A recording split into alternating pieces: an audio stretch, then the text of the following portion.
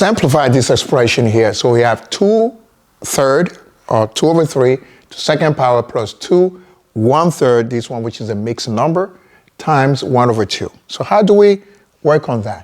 First thing is so we working on order of operations, okay? Do not forget order of operations. So that's the PEMDAS rule or BODMAS, okay? So this is 2/3 to the second power. So that means we go with the power first, correct? So which is going to give us what? 2. So that'll be 2/3 times 2/3. Okay? Then plus, so now I'm just writing down for now. Then the next thing to do is to change the mixed number into an improper fraction, right? How do we do that? We take 2 times 3, which is 6, and then we add 1 to it, which is 7. Okay? So it's 2 times 3. Whatever we get, we add 1 to it, and that'll be over 3. Okay? And then times, so that'll be times 1/2. So we don't do the multiplication yet, okay? So what are we doing here? 2 by 2 at the top. Okay, so you go straight multiplication top and bottom numbers. So 2 by 2 is 4, and 3 by 3 is 9.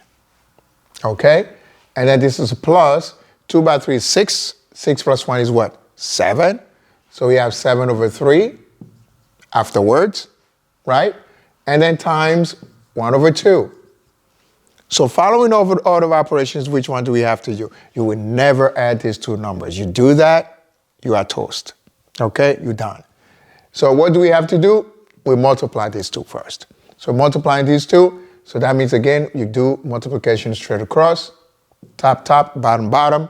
So you end up with 4/9 plus 7 times 1, which is 7, over 3 by 2, which is 6. Okay? So now you're going to have to add those two numbers up. And to add those two numbers up, what's going to happen, you have to find what we call the lowest common denominator. So that means the highest number that can divide 9 and 6 evenly.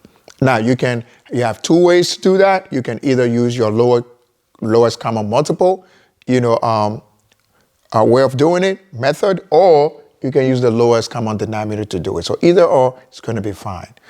Now, I will always say that if you don't have big numbers, go with the lowest common multiple, which is, simple as that. So that means what? That means you take 6, which is a smaller number, so lowest common multiple, LCM, right?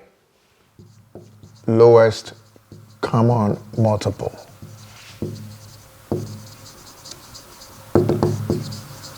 Okay, we've worked with that with other videos before, so you can check your answers from there. Okay, so what's happening here is then you have what? So you have 6. So with 6, first number of course is 6.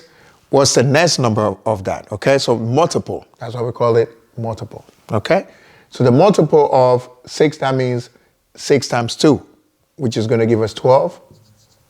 And then you continue 6 by 3, which is 18. And 6 times 4, okay, which is 24. So let's stop for now. So then we're going to do the same thing for 9, okay, because those are the two numbers that you're dealing with. So you take 9, so 9 is your first number. The next multiple number for 9 is going to be what? So it's also to multiply 9 by 2, which is what?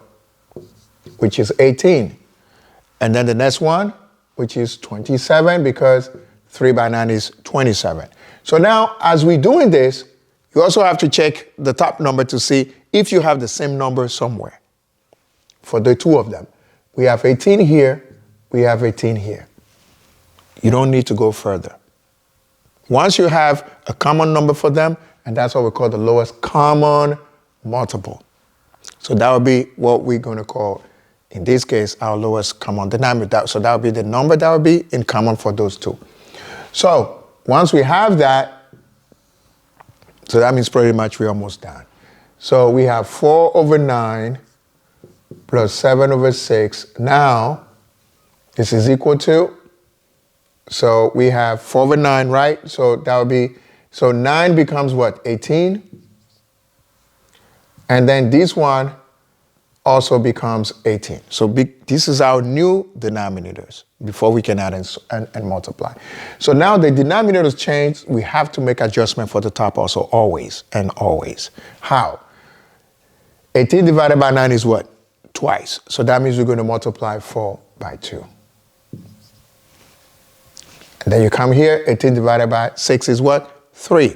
So that means you're going to multiply the top number by 3. So that's how you make the adjustment for the top and the bottom, because 2 times 9 gave you 18, and 3 by 6 gave you 18. So that's the reason why you're making the adjustments.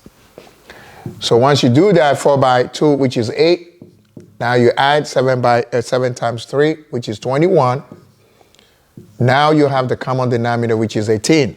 So you can claim it now, and you add the numbers on the top. So that will give us what? A plus 21 is 29 over 18. Now, the common course of action is you'll find out if you can reduce this one or not. If you can, you reduce it, meaning do you have any number that can go into 29 and 18 evenly? If you do, you divide those two numbers by that number to reduce it. If not, like in this case, this is your final answer. All right? Isn't this fun? Okay? The more you do such problems, the better you get at it. Okay? And take your time as we're learning now. You can go faster later on.